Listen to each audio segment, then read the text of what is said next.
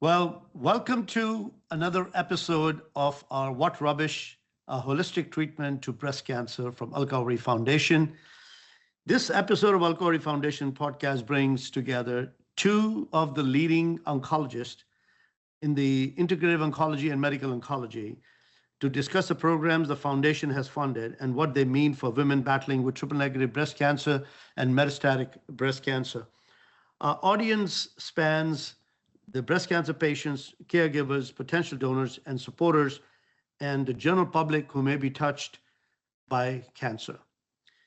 To kind of give you all a background, the audience that is listening to this podcast, Alka Ori, my wife, she was diagnosed with breast cancer, actually triple negative breast cancer in 2018, late 2018, and passed away on February 20th, 2023, at the age of 60 after nearly 5 years of intense treatment. I founded the Al Foundation just about 3 years ago in her memory with a mission to enhance the lives of women battling with metastatic breast cancer through the integrated research, holistic care, and advocacy.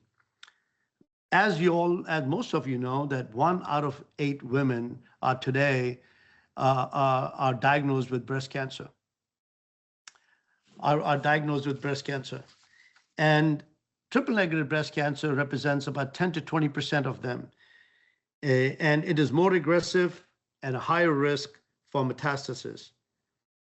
Our foundation is 501c3, nonprofit based in Bridgewater, New Jersey, partnering with cancer centers like Dana-Farber and MSK, and now we are in discussions with Emory Cancer Research.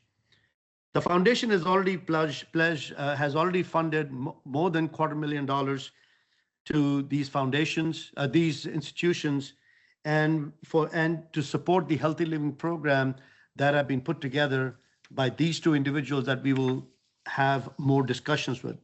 So without further ado, I would like to introduce Dr. Jennifer Ligibel from Dana-Farber Cancer Institute.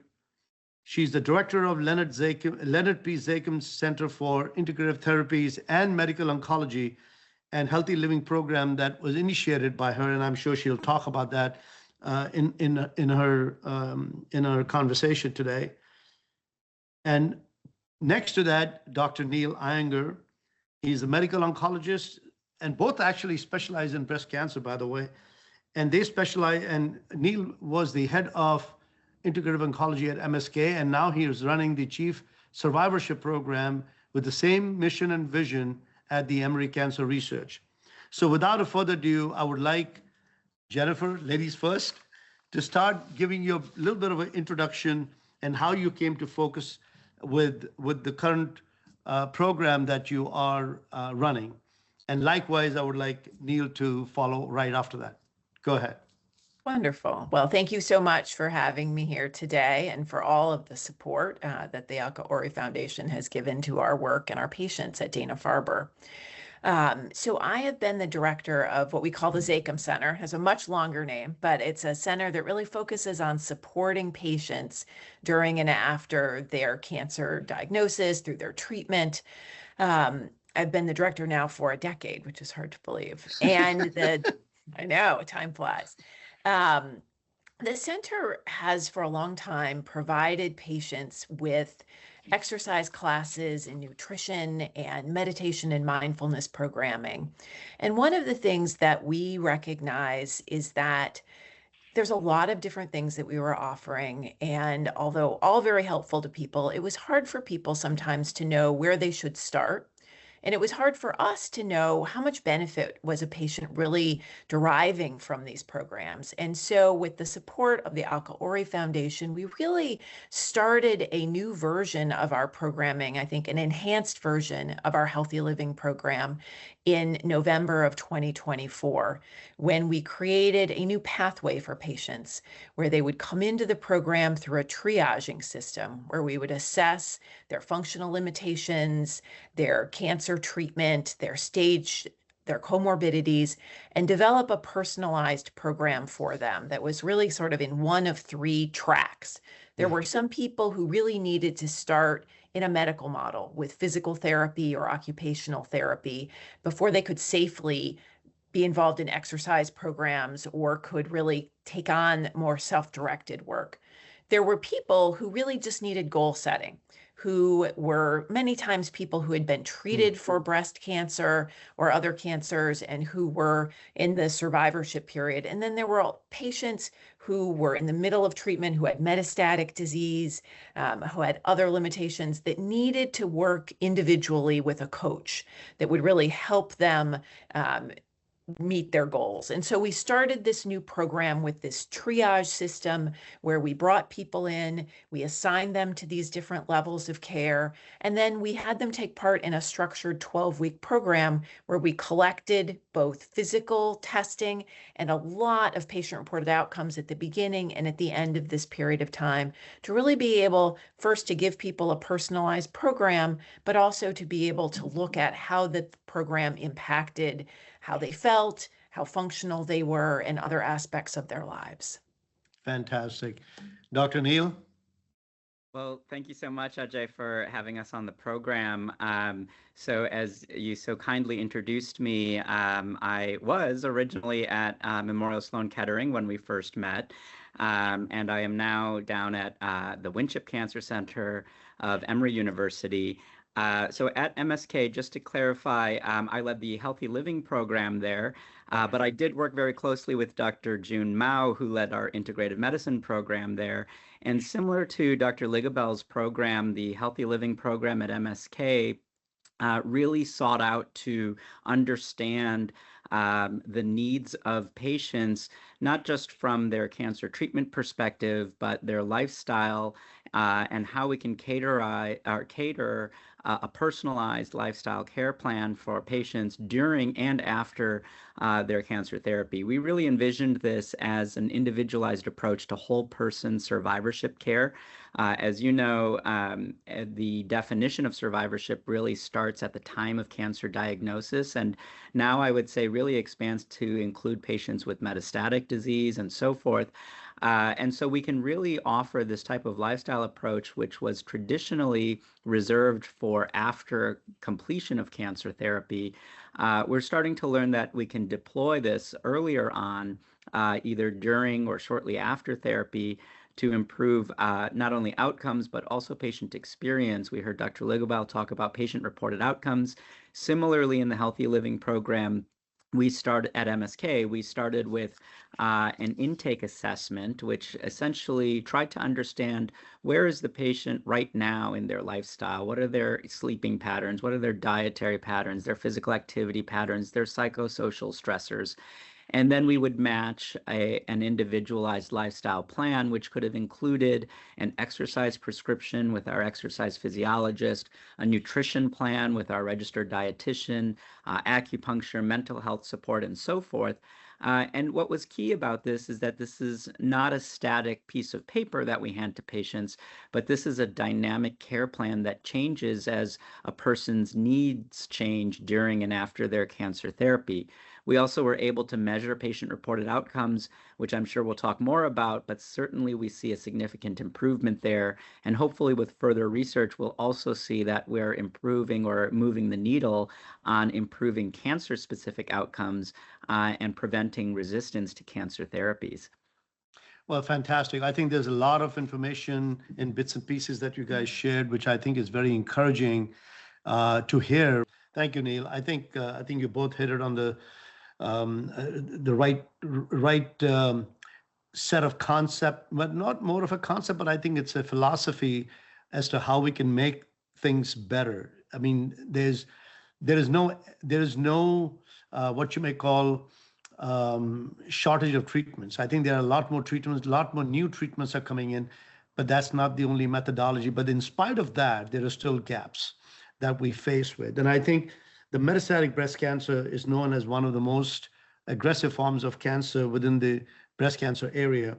What do patients typically face beyond cancer itself in terms of treatment, side effects, and quality of life? Maybe you guys can share some of your own thoughts, and could be helpful for all of us. Sure, I'm happy to start on this one. I think that there has been, a lot of research which has tried to understand patient-reported outcomes and how we can best not only characterize what those outcomes are, but use that patient reporting to optimize our treatment approach and better support our patients. For a long time, we really relied, and we still do to an extent, on clinician grading of side effects. These are how new drug therapies are approved, where it's really the clinician who's grading the type of side effects that patients are experiencing. Now, more and more, the approval of new drugs now essentially requires embedding patient-reported outcomes in the clinical trials so that we also understand the patient's experience. And what we've really learned is that while there is definitely a lot of congruence between what patients are reporting and what we know are side effects, if we know a drug causes nausea and vomiting, then many times the patient is reporting that they're having nausea. But in addition to that, we gain important perspectives. We start to understand when in the treatment course patients really are reporting maximal symptoms or side effects. We also get a better understanding of how it impacts their function, their quality of life, their emotional well-being, their social interactions. Right. And all of that really helps us to better pair lifestyle support and interventions at the appropriate time. Not to mention, this is very individualized. You heard both Dr. Ligibel and I speak about personalization.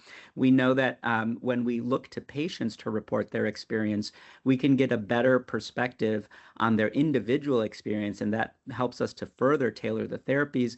Ultimately, I think what this is helping the field do is move to a place of precision lifestyle interventions. And I say that because we use precision interventions in the treatment of cancer, but certainly we can apply that to the way that we deploy lifestyle interventions as well. I think that's very interesting. Dr. Ligibel, do you have any different thoughts or same thoughts?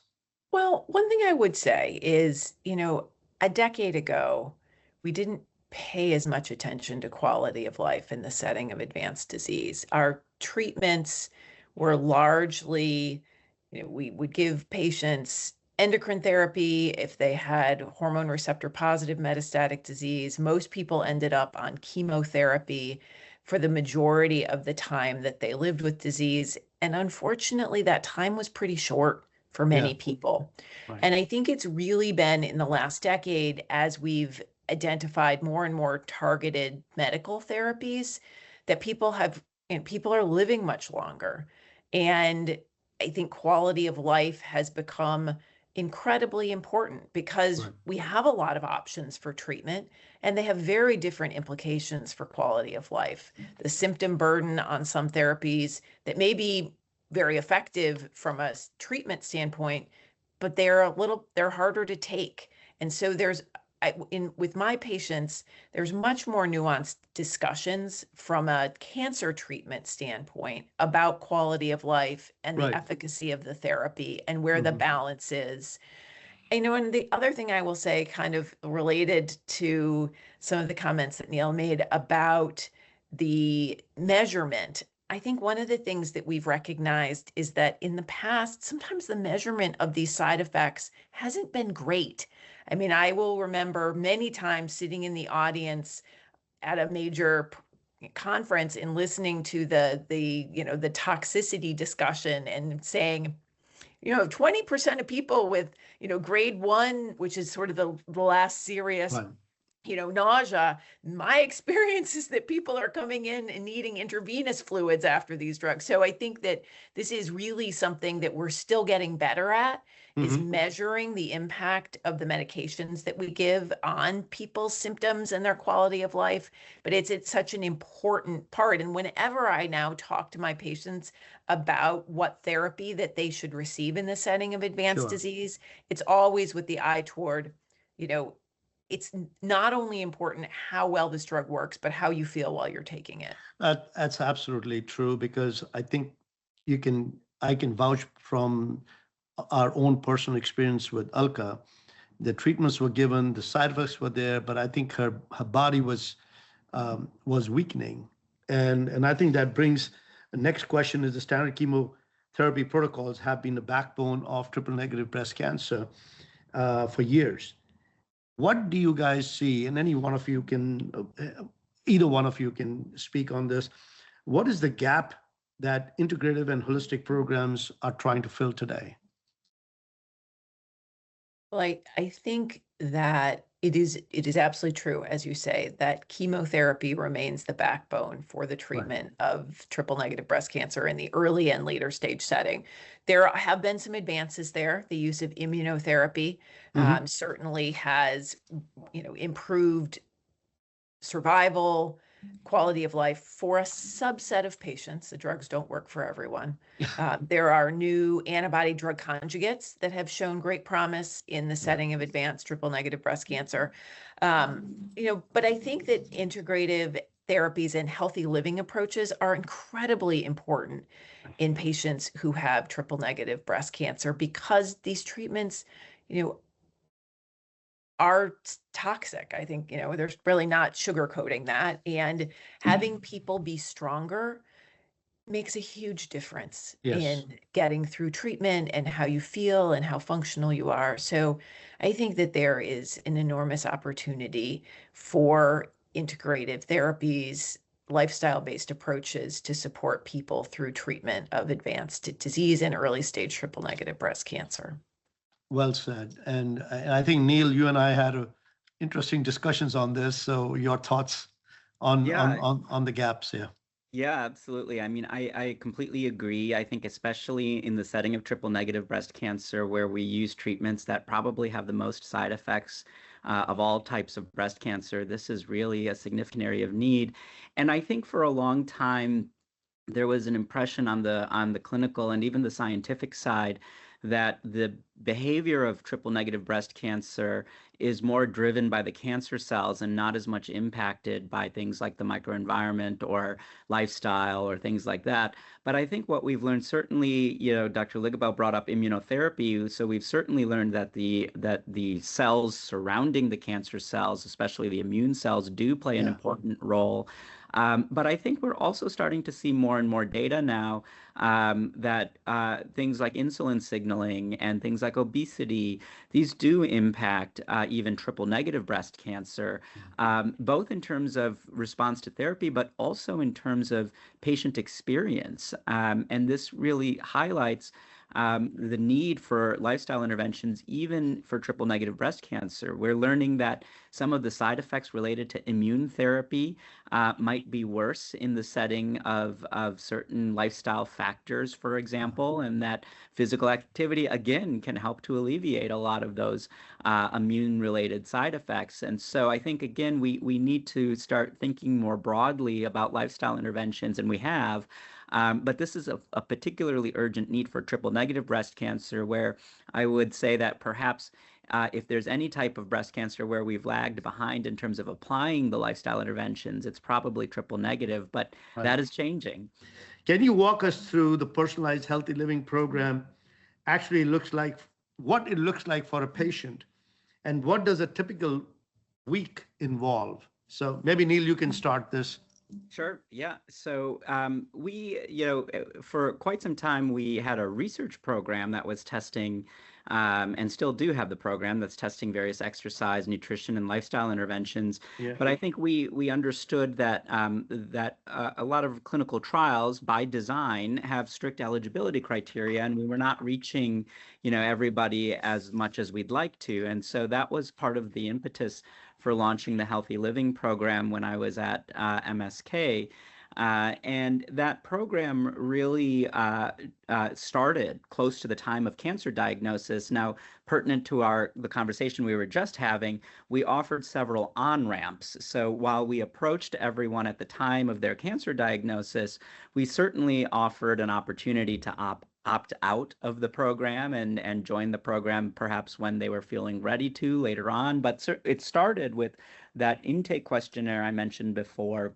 And we used essentially a validated tool that has been developed through multiple clinical trials to understand various domains of a person's lifestyle And we assigned risk factors to each of the responses so that ultimately when a patient completed the questionnaire, they would get a wellness care plan that essentially advised them if they were high risk for their nutrition behaviors, or perhaps they were already running marathons and they were low risk from a behavioral health or exercise health standpoint and just needed some educational material in terms of how to tweak their workouts during cancer therapy, for example. Ultimately, we had a nurse navigator who would then review the wellness care plan with the patient. This typically happened 2 to 4 weeks into the start of cancer therapy. And that discussion was essential because it would really try to understand what the patient was able and willing to do versus wait until later. So many patients did want to see the registered dietitian or the exercise physiologist early on, but many wanted to wait until their chemotherapy was over or they were having some kind of pause between treatment. And so this would allow us to bring in multidisciplinary clinicians early on in treatment and provide those exercise prescriptions or those nutrition plans, mental health support as well.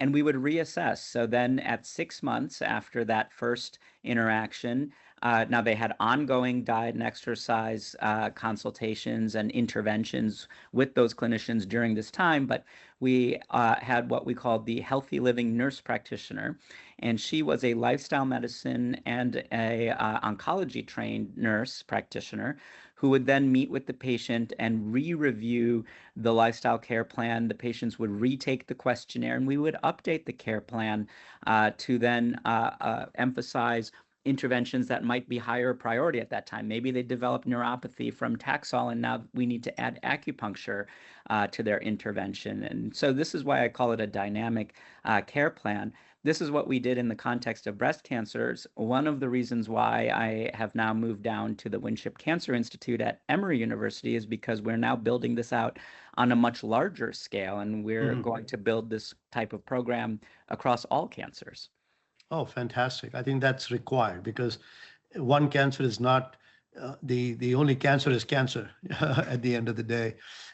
Jennifer, love to hear your about your program too.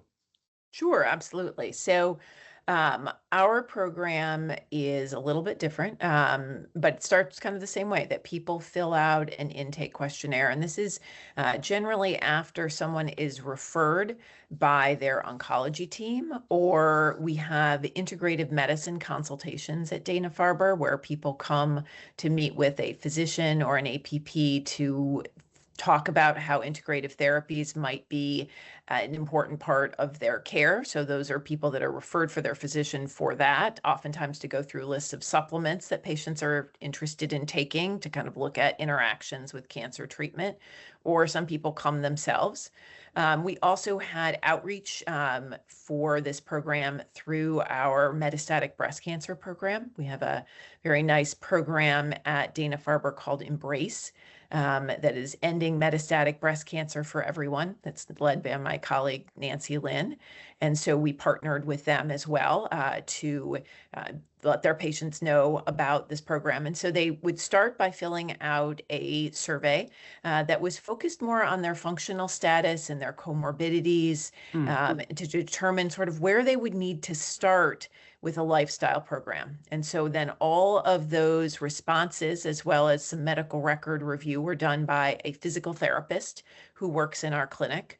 And he would do the triaging program to determine who really did need occupational therapy or physical therapy. And if that's what a patient needed, then we worked with their oncology team to place that referral and make sure the patient ended up kind of getting the appropriate services.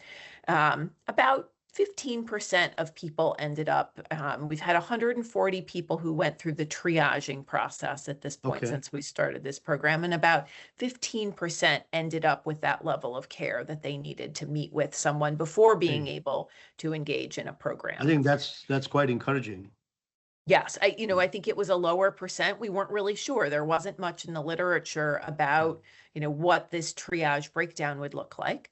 And then, then the other two categories that we really worked with, there were some people that were already running marathons, as Neil described, who really just wanted access to resources, because we have a lot of classes and things that are available through our center. And so people that kind of fell into that category just got a plan. That was actually that was fewer than 5% of the people that had been referred for the program. I think it was actually only about 2%. And then the other groups were divided if they had functional limitations, if they had advanced disease, if they were currently undergoing certain types of therapy, they were triaged to working one-on-one with an exercise or an oncology certified exercise trainer. And then if they did not have those limitations, but still were not meeting lifestyle guidelines and needed more support, they were paired with a health coach. Those two groups that were working with our staff then came in to Dana-Farber and did a series of strength and flexibility and endurance kind of objective measures and filled out some patient-reported outcomes about anxiety and depression and sleep and quality of life. And then they worked with their trainer or their coach. If they worked with the trainer, they did a weekly supervised session over Zoom where we gave them some exercise bands.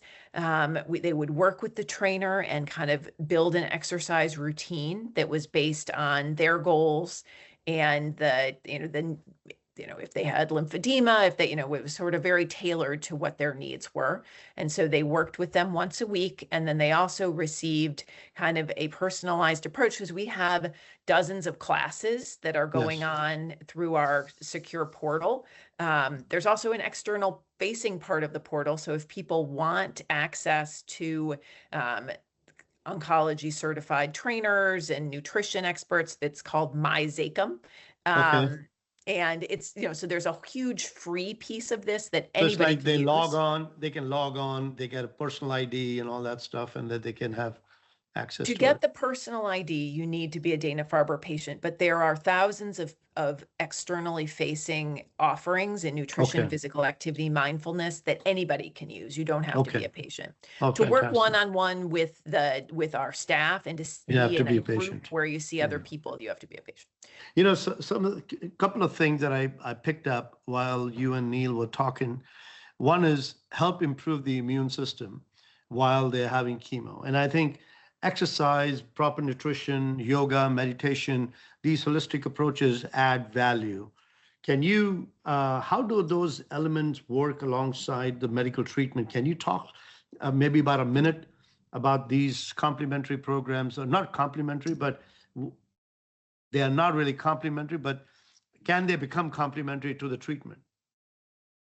Yeah, so, I think this is an important area of research because from the angle of supporting patients, I think there are two ways to look at this. One is that one of the barriers to successful treatment is the ability to tolerate treatment because of the side effects. So one question is, can we improve the delivery of the treatment by helping to reduce side effects and helping to improve tolerability? The other aspect is some of these lifestyle interventions may directly have impact on the immune cells and immunity as a whole. And we are learning, for example, that exercise, when you look at experiments in the laboratory in cells and cell cultures or animals, and even in human tissues, you can see evidence that exercise can increase the number of immune cells that can actually attack the cancer. These are called effector immune cells. So these are like T cells, for example, that can attack the cancer, natural killer cells, for example.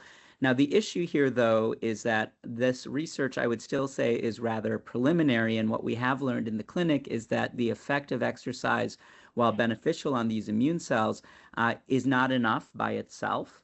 And so I think the key question is, when we pair something like exercise with immune therapy, does that synergize or even further improve the immune benefits of the immune therapy? And these are still research questions right now that a lot of ongoing trials or planned trials are seeking to address.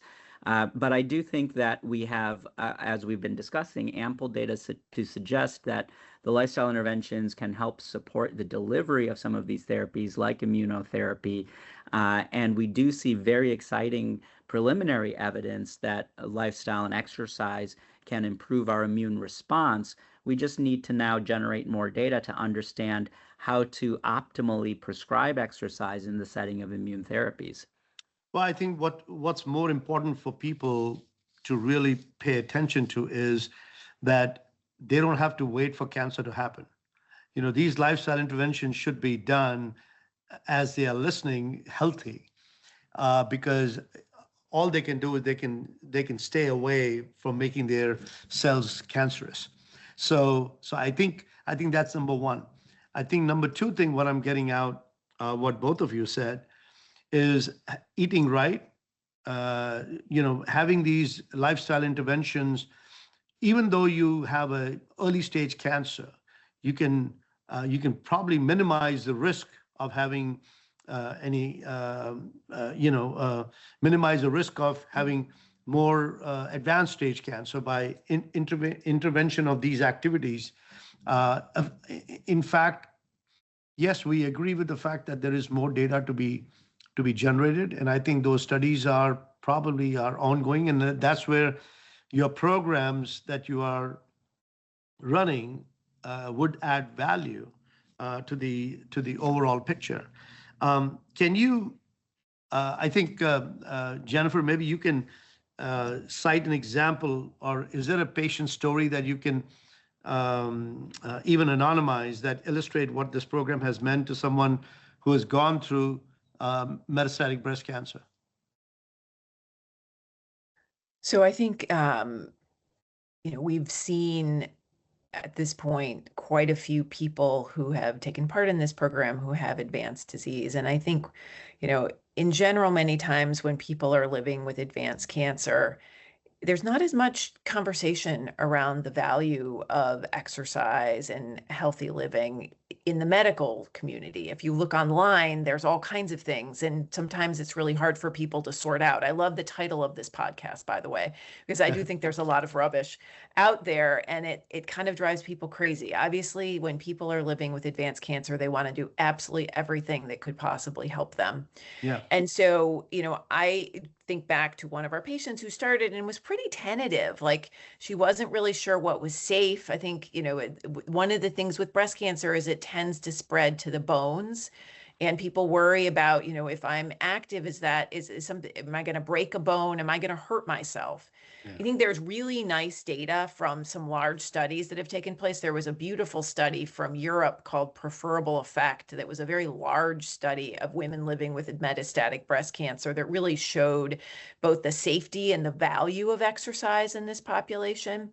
And so we use that data, and we talk a lot about that approach with our patients. And it was just really gratifying to see this patient kind of go from being very tentative and really, kind of worried about like the exercises, is this going to hurt me, to really progressing through the bands and, buying herself some adjustable dumbbells and really working on building her strength and confidence. And it was just amazing to see somebody who went from like really very, very kind of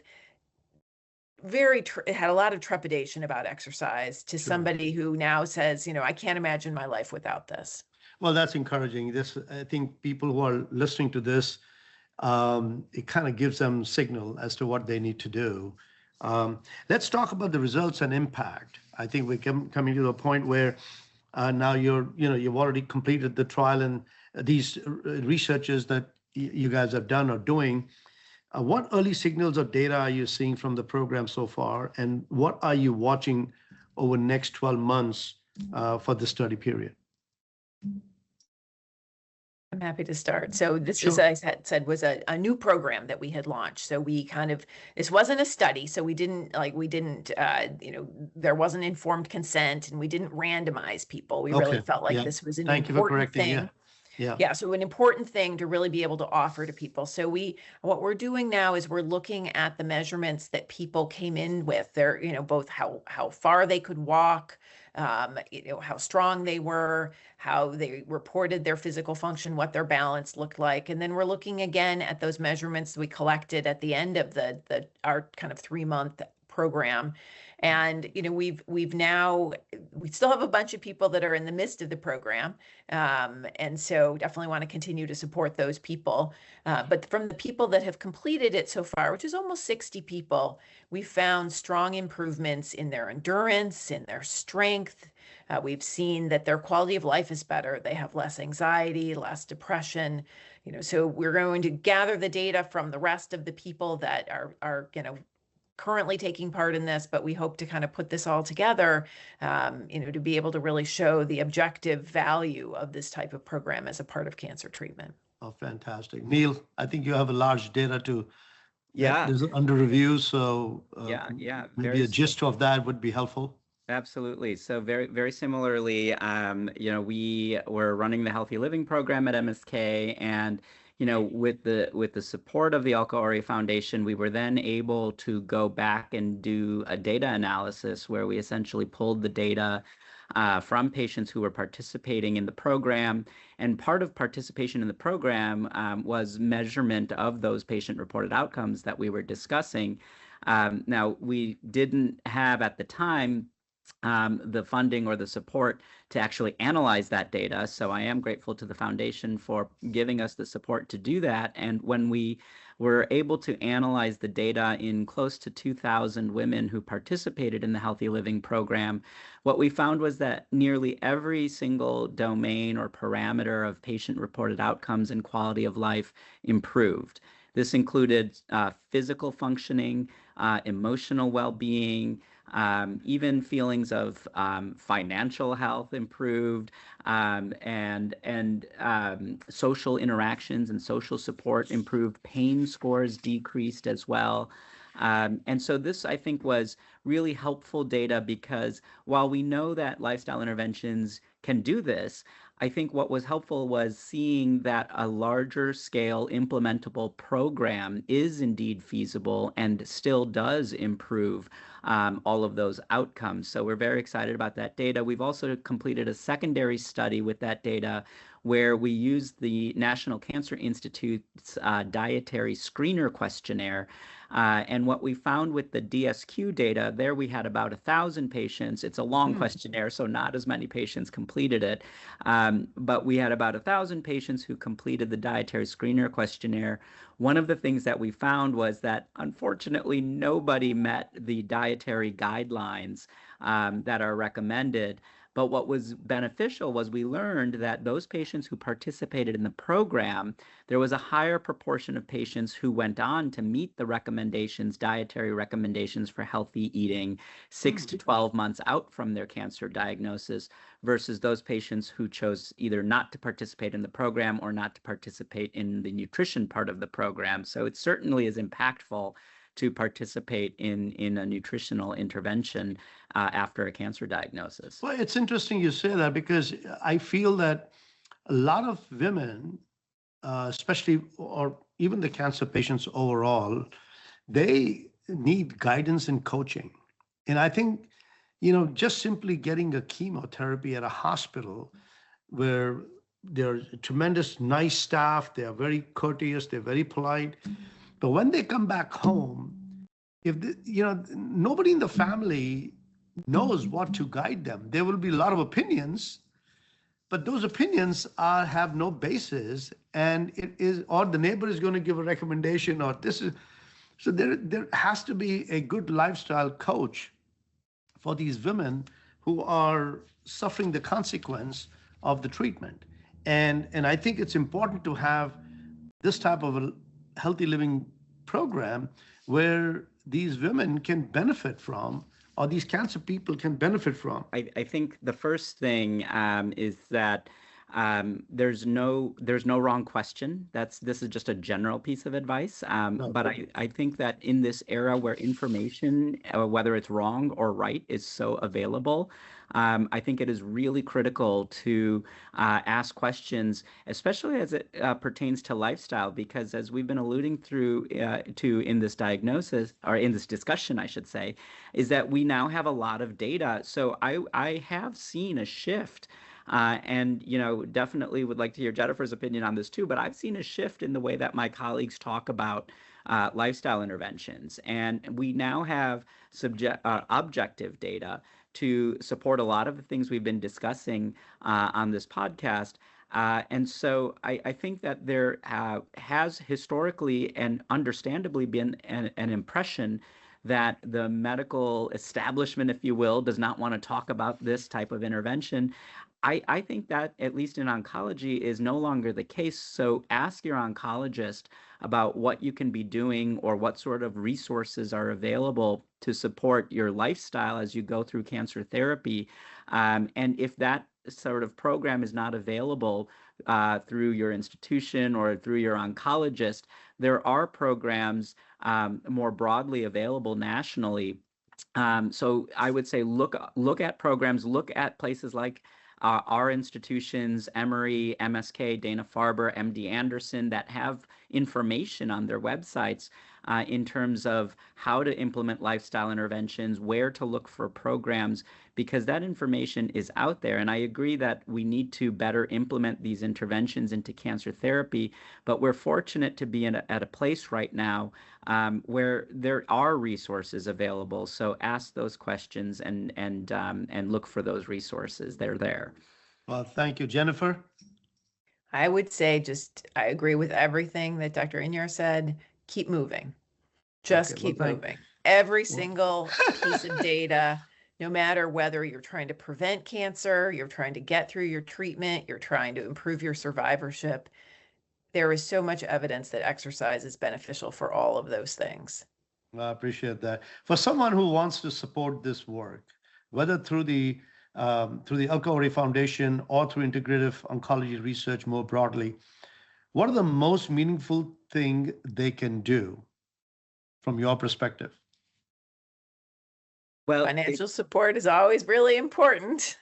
Yes. I think, well, yeah, the reality here is that insurance coverage is not there yet. And so all of these things take resources. And I think the other thing, though, is getting the word out. I think awareness is so incredibly important, and letting people know that there are things that they can do to help treat their cancer is really important. And sorry, Neil, I didn't mean to cut you off. No, I was going to say the exact same thing. You said it so well. Thank you. Well, I believe that in summary, I want to thank both of you for participating as we close this round. We had a good, 55-minute discussion. A lot of things were shared. I think a lot of interesting information has been shared. I think I'm excited about the data that is going to come out, which will be very encouraging for the patients and for people to know, and also for the donors to know as to how their money has been spent wisely, effectively, for the betterment of a better lifestyle for the women who are suffering from breast cancer. And we sincerely want to thank you for your support. And for more details and information, please go to our website, www.alkaori.org. And What Rubbish brings a complete mission and vision of providing a holistic approach to the breast cancer. Thank you so much. Thank you, Jennifer and Neil, and we'll talk to you soon. Thank you.